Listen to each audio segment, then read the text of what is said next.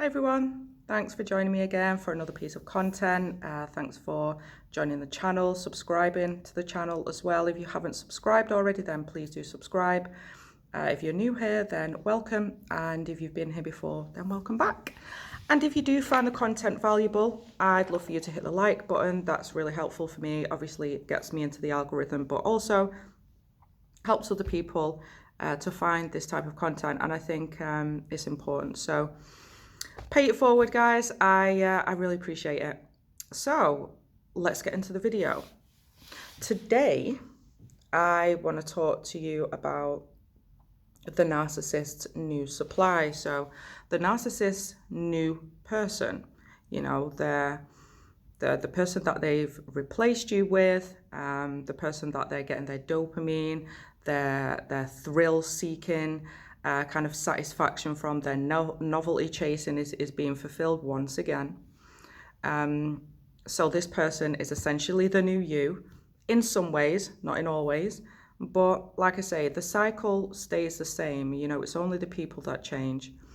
And before I get into it, I'd like to sincerely offer my condolences to the new supply, because trust me and believe they are going to need all the prayers, all the good energies, all the universal powers that they can muster to withstand this, you know, storm, you know, that type of storm that we go to the bathroom for, okay? Because it's, it's going off over there. Trust and believe me, it's not what you see, it's not what you hear, you know, it's all a facade, and it's going, it's the new supply is definitely going through it. Just the same way you did, just the same way I did.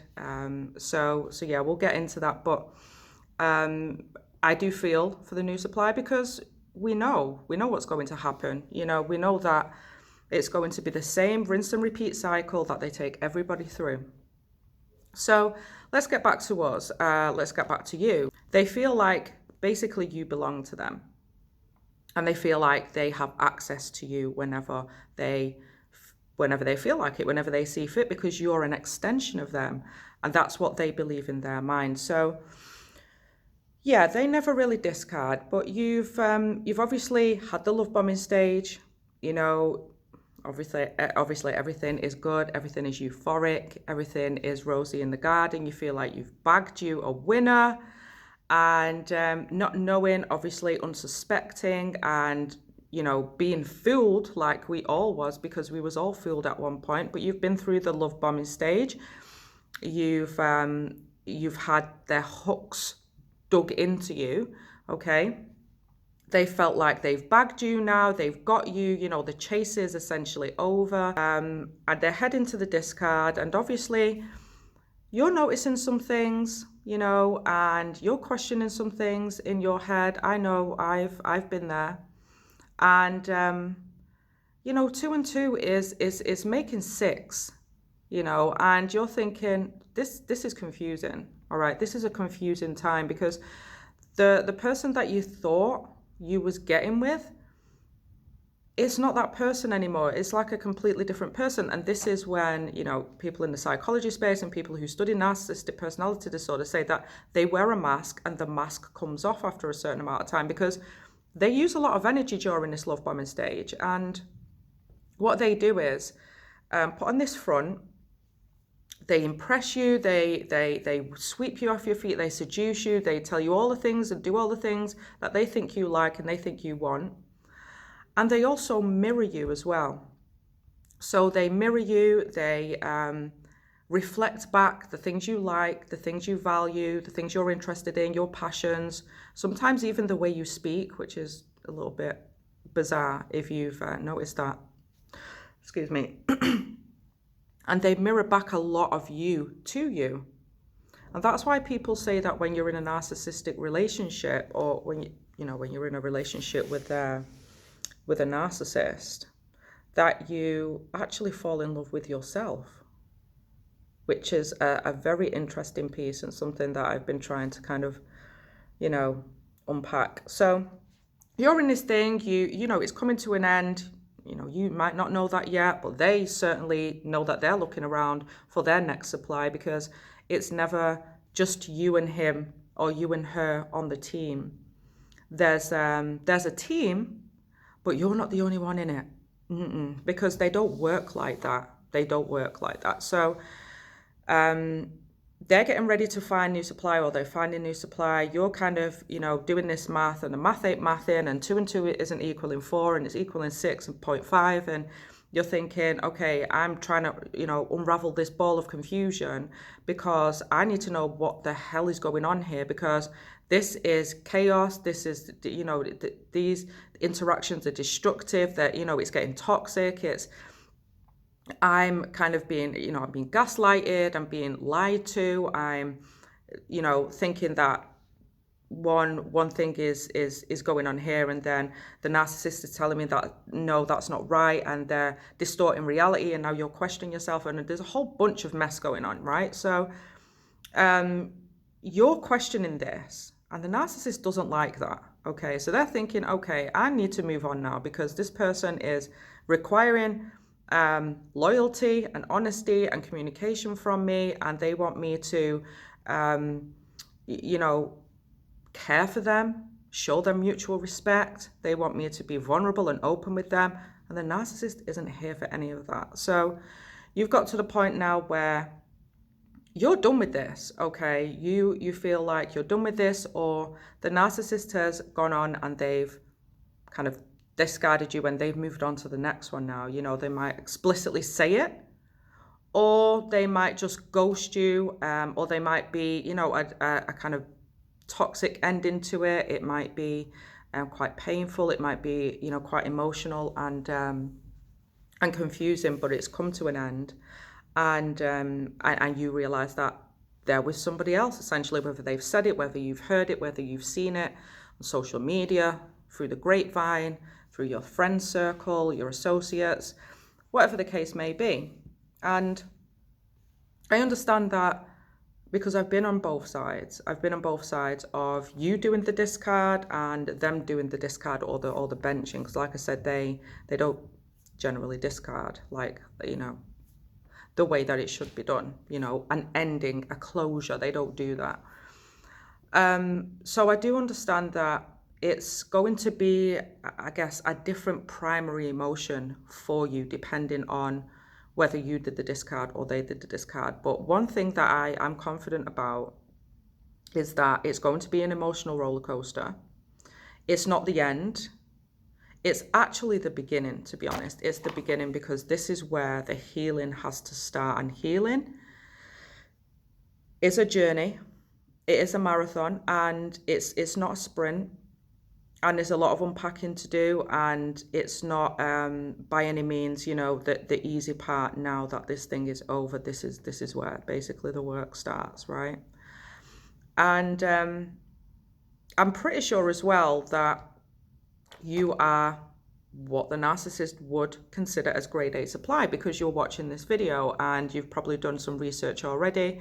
You're probably trying to unravel this ball of confusion. You know, you're trying to add 2 and 2 and make it make 4.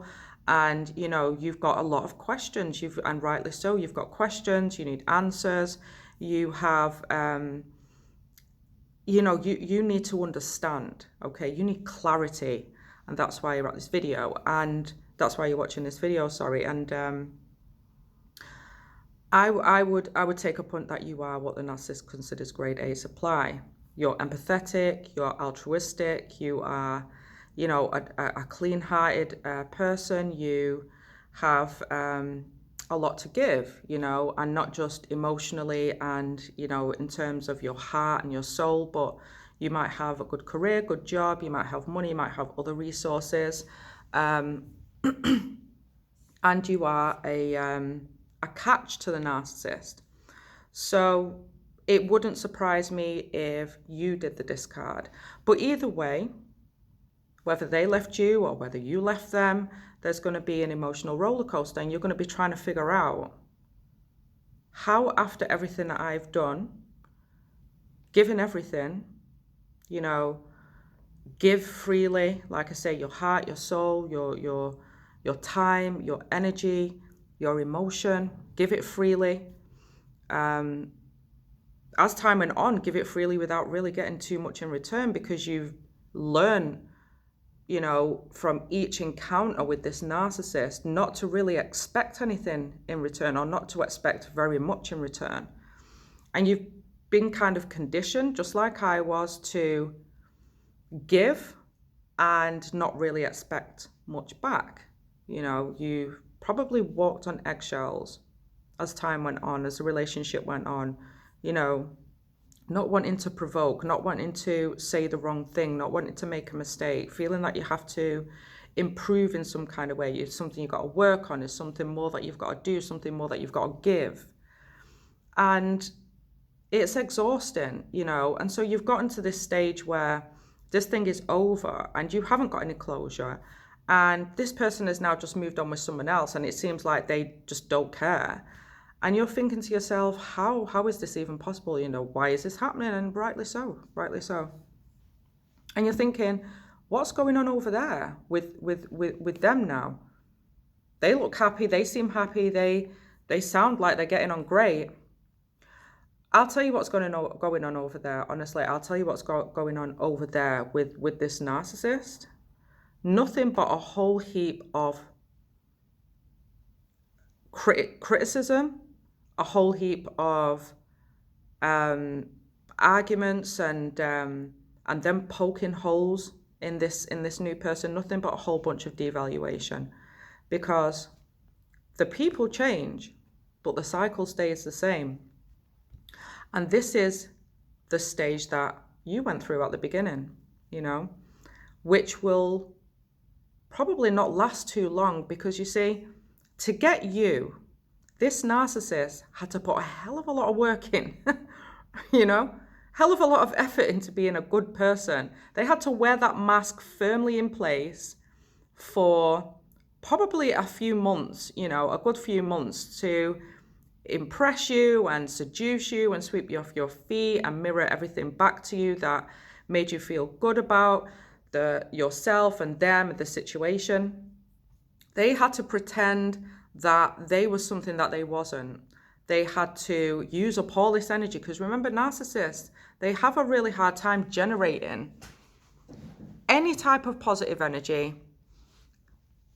optimism, love, compassion, empathy. It's just values that they just don't have. So they've had to put on this mask and wear this mask for a while. So they are burnt out, and they probably couldn't wait to get to that devalue stage with you, to be honest. So they're more than likely dating down, as people say. So what I mean by that is this new person who has probably been through a quick fire round of love bombing, and now is at the stage where they're being poked holes in. And the reason why is because the narcissist will quickly realize, okay, apart from whether they, maybe an exception to this, maybe if they found somebody of your caliber who they consider grade A supply, and who is, on par with you, equally yoked, let's just say that. If they found somebody that is equally yoked, then this might be an exception. But please, rest assured that it's going to go the same way. Anyway, might just take a bit longer. But generally speaking, a narcissist does not come across grade A supply that often. They really don't. They don't have that kind of network, generally speaking. Again, there are exceptions, but they go from grade A supply. They feel like the grass is greener on the other side, which it isn't. And they see this newness, this novelty, this rush of dopamine again. It's a new challenge. It's a new project. It's something that is bright, shiny, and brand spanking new. And they go over there thinking that the grass is greener on the other side. And they quickly start to realize that it isn't. They don't do it like you. They don't love like you. They don't care for them like you did. They don't provide for them like you did. Their presence, doesn't give the same energy. They don't make them laugh like you do. They don't touch them like you do. They don't kiss them like you do. They don't talk like you. They don't walk like you. They don't smell like you. They just are not you. And the narcissist quickly realizes this. And when they do, it's a narcissistic injury. And what happens is now they have to get rid of these feelings because now they're resenting the choice that they made. They're compelled to do it because the cycle is part of the pathology and they are compelled to abuse. So they're compelled to go through this cycle. They can't go deep with anybody, so they can only do the superficial stuff, the novelty, the newness, the fake honeymoon period. They can only go so far, right? They can't do intimacy. They just can't do it. So they're with this person, they're digging holes in them, they're criticizing them, they're provoking arguments so that they can get out and get to a new supply because they need that dopamine again. The cycle has to continue. The cycle must go on, The show must go on. Always and forever. So there's nothing going on over there but a whole bunch of faking, a whole bunch of optics on social media, an opportunity to fake that, this is something special. A chance to try and falsely prove to the world, false news, fake news, sorry, is what they call it, right? To publicize some fake news about the fact that they're happy now and they found the one and this person is great. And obviously it was, it was you or it was me that was the problem, because look, they're happy now, but it's not happiness, because a narcissist isn't capable of being happy. They're not capable of being satisfied. They're not capable of having a healthy relationship. So it's all optics. It's all fake news. It's all a show. It's a pantomime. And they're wearing a mask, or they was wearing a mask.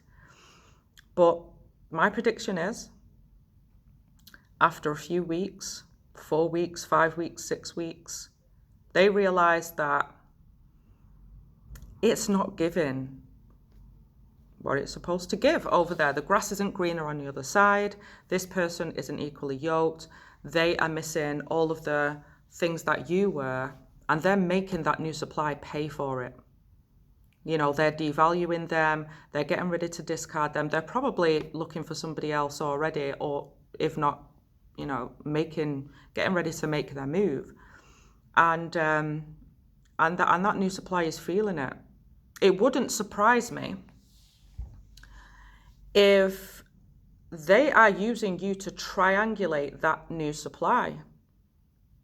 So they're bringing you into the conversations. They're probably showing them pictures of you to make them jealous. They're talking about you, bringing you up to make them jealous. They're triangulating that new supply. And, they're probably going to get it worse because they understand that they don't measure up to the person that they messed everything up with. The person that brought, great things, or could have done great things with them in their life, brought great things to their life. And the delusion has worn away that this is the greener grass, So, please don't get it confused. There's never going to be the narcissist in a long-term healthy relationship with anybody.